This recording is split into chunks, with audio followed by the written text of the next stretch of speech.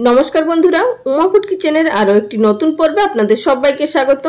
आज आमि आपनादेर तैरी करे देखाबो पटल दिये एकटी दुर्दान्त स्वादेर सम्पूर्ण निरामिष रेसिपि, जेटा कि सकलेरই भीषणই पछंद होबे।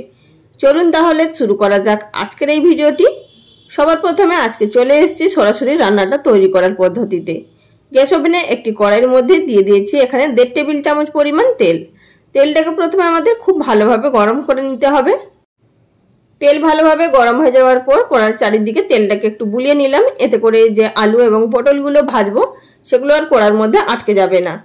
এবার এর মধ্যে দিয়ে দিলাম দুটো মাঝারি সাইজের আলু কেটে নিয়েছি এবং সেই আলুগুলোকে 4 পিস করে কেটে নিয়েছি এক একটা আলু। আর আলুগুলো কাটার পরে কিন্তু অবশ্যই জল দিয়ে ধুয়ে নেবেন। তো এখানে আলুগুলোকে ভেজে নিতে হবে যতক্ষণ না আলুগুলোর গায়ে একটি বাদামি কালার চলে আসছে। তো বন্ধুরা এখানে দেখতেই পাচ্ছেন আলুগুলো খুব সুন্দরভাবে ভাজা হয়ে গেছে। এবার এই আলুগুলোকে আমরা তেল থেকে উঠিয়ে নেব। আলুগুলো তেল থেকে তুলে নেওয়ার পর সেই একই তেলের মধ্যে ভেজে নেব পটল। আগে থাকতে পটলগুলোকে আমি খোসা ছাড়িয়ে এবং হালকা হালকা খোসা রেখে ভালোভাবে পরিষ্কার করে ধুয়ে নিয়েছি। আর বন্ধুরা এখানে ওজনে আছে পটলগুলো 250 গ্রাম। আর পটলগুলো ভাজার সময় আমি এর মধ্যে 1/4 টিস্পুন পরিমাণ নুন দিয়ে দিচ্ছি। হলুদের আর ব্যবহার করব না, কারণ হলুদ যদি ব্যবহার করি তাহলে কিন্তু তেলের মধ্যে একটা কালো ভাব চলে আসবে। তো আমাদের এখানে পটলগুলোকেও এমন ভাবে ভেজে নিতে হবে যাতে করে পটলের গায়ে হালকা হালকা বাদামি কালার চলে আসে। তো বন্ধুরা এখানে দেখতেই পাচ্ছেন পটলগুলো ভাজা হয়ে গেছে প্রায়। এইভাবেই প্রায় 50% মতো পটলগুলোকে আমাদের ভেজে নিতে হবে। এবার এই পটলগুলোকেও কড়া থেকে তুলে নেব।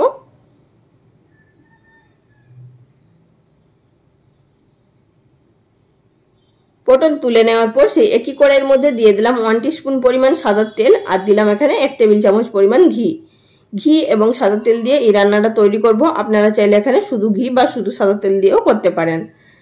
এবার এর মধ্যে দিয়ে দিলাম ফোড়নে 1/2 টিস্পুন পরিমাণ গোটা জিরে, দিলাম একটি তেজপাতা, দিলাম একটি শুকনো লঙ্কা, একটি ছোট এলাচ, দারচিনি আর এক টুকরো লবঙ্গ। এই সমস্ত উপকরণগুলোকে কয়েক সেকেন্ডের জন্য হালকা একটু নাড়াচাড়া করে নিতে হবে বা যতক্ষণ না ফোড়ন থেকে সুন্দর একটা গন্ধ বেরোচ্ছে ততক্ষণ অবধি ভেজে নিতে হবে। তারপর এর মধ্যে দিয়ে দিলাম 1/2 টিস্পুন পরিমাণ হলুদের গুঁড়ো। হলুদের গুঁড়োটা এই সময় ব্যবহার করলাম তার কারণ এবার আমি এর মধ্যে আদা, জিরে এবং কাঁচা লঙ্কা ব্যবহার করব। তো যদি সরাসরি আমরা তেলের মধ্যে দিয়ে দিই তাহলে কিন্তু তেলটা ছিটকে আসবে। তো সুতরাং এইভাবে যদি হলুদ দিয়ে তেলের সঙ্গে মিশিয়ে নেওয়া হয়, তারপর আদা, জিরে এবং কাঁচা লঙ্কা বাটা এড করা হয় তাহলে কিন্তু আর ছিটকে আসবে না। আর এখানে আমি ব্যবহার করেছি 4টে কাঁচা লঙ্কা, 1/2 ইঞ্চি আদা আর 1/2 টিস্পুন পরিমাণ গোটা জিরে একসঙ্গে শিলে বেটে নিয়েছি। আপনারা চাইলে মিক্সিতেও বেটে নিতে পারেন। এবার হালকা একটু নাড়াচাড়া করে নিলাম। খুব বেশি কিন্তু ভাজার প্রয়োজন নেই এখানে, কারণ এর মধ্যে আমরা মুগ ডাল ব্যবহার করব। আর মুগ ডালের সঙ্গে কিছুক্ষণ ধরে মশলাটাও ভাজা হবে, তাই আর ভাজার কোনো প্রয়োজন নেই। এবার এর মধ্যে দিয়ে দিচ্ছি 1/4 কাপ পরিমাণ মুগ ডাল। এটিকে ভালোভাবে পরিষ্কার করে ধুয়ে জলটাকে ঝরিয়ে নিয়েছি। এবার এই মুগ ডালটা মশলার সঙ্গে হালকা করে মিনিট খানেকের জন্য ভেজে নেব। খুব বেশিক্ষণ ধরে কিন্তু ভাজার প্রয়োজন নেই।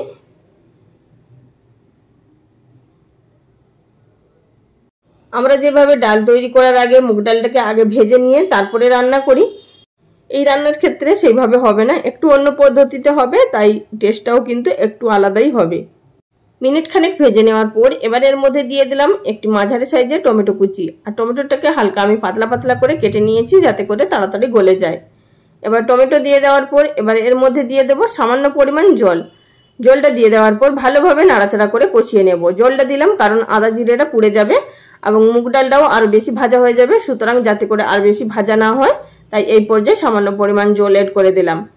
এবার এই টমেটো ভাজতে ভাজতে এর মধ্যে এড করে দিচ্ছি 1/2 টিস্পুন পরিমাণ ধনে গুঁড়ো আর দিয়ে দেবো এর মধ্যে 1/2 টিস্পুন পরিমাণ লঙ্কা গুঁড়ো।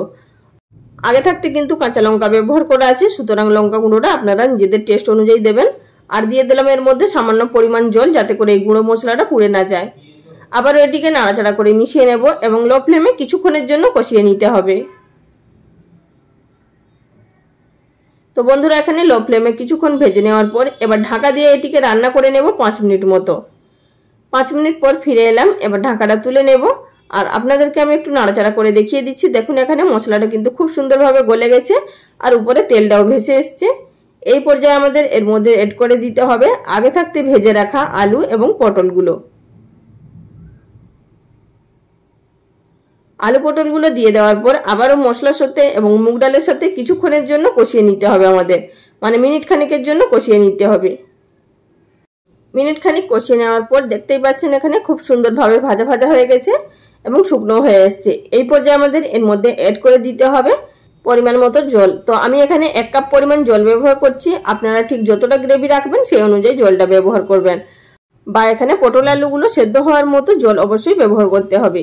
এবার এই ঝোলটা ফুটে আসা অবধি আমাদের অপেক্ষা করতে হবে।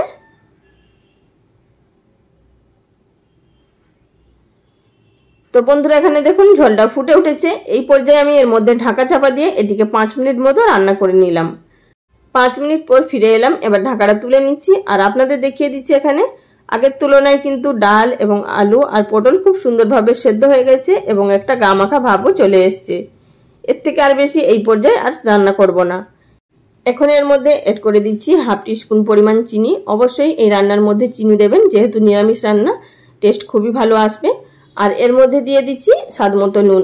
যেহেতু নুনটা শুধুমাত্র আমরা পটলে ব্যবহার করেছিলাম, তাই এই পর্যায়ে নুনটাও কিন্তু বুঝে দিয়ে দিতে হবে আপনাদেরকে। নুন মিষ্টি স্বাদ মতো দিয়ে দেওয়ার পর নাড়াচাড়া করে মিশিয়ে নিলাম। আর বন্ধুরা আপনারা চাইলে এই পর্যায়ে গরম মশলা দিয়ে নামিয়ে নিতে পারেন, তবে কিন্তু আমি এটিকে আরও একটু টেস্টি বানানোর জন্য এর মধ্যে অ্যাড করে দিচ্ছি 1 কাপ পরিমাণ দুধ। তো এই দুধটা কিন্তু আগে থাকতে জাল দেওয়া দুধ আছে, আর এটিকে আপনারা যদি মেজারিং কাপ মেপে দেখতে চান তাহলে কিন্তু 1/2 কাপ পরিমাণ দুধ আছে। তো দুধটা দিয়ে দেওয়ার পর নাড়াচাড়া করে মিশিয়ে নিলাম। নাড়াচাড়া করে মিশিয়ে আরও 2 মিনিট মতো ফুটিয়ে নেব এটিকে। মিনিট 2 ফুটিয়ে নেওয়ার পর রান্নাটা আমাদের সম্পূর্ণ তৈরি হয়ে গেছে। আর দেখতেই পাচ্ছেন খুব সুন্দরভাবে একটি আঠালো ভাবও চলে এসছে। এই পর্যায়ে আমাদের আর কোনো কিছুরই দেওয়ার প্রয়োজন নেই, শুধুমাত্র সামান্য পরিমাণ গরম মশলার গুঁড়ো দিতে হবে। আর আমি এখানে 1/4 টিস্পুন পরিমাণ গরম মশলার গুঁড়ো ব্যবহার করছি, আপনারা চাইলে এখানে পরিমাণে বেশি ব্যবহার করতে পারেন। আবার এটিকে নাড়াচাড়া করে মিশিয়ে নেব। তারপর এটিকে ঢাকা দিয়ে কিছুক্ষণের জন্য স্ট্যান্ডিং টাইমে রেখে তারপর আপনারা এটি রুটি পরোটার সঙ্গেও পরিবেশন করতে পারেন বা গরম ভাতের সাথেও পরিবেশন করতে পারেন, খেতে খুবই ভালো লাগে। আর আপনারা অবশ্যই একবার এইভাবে একটু ভিন্ন ধরনের পটল দিয়ে মুগ ডালের রেসিপি অবশ্যই ট্রাই করুন, আশা করছি আপনাদের সকলেরই ভীষণ ভালো লাগবে। আমি এখানে একটি সার্ভিং বোলের মধ্যে সার্ভ করে নিয়েছি। বন্ধুরা যদি রেসিপি ভালো লেগে থাকে অবশ্যই লাইক কমেন্ট করে জানাবেন। আজ এই পর্যন্ত, সবাই ভালো থাকবেন, নমস্কার।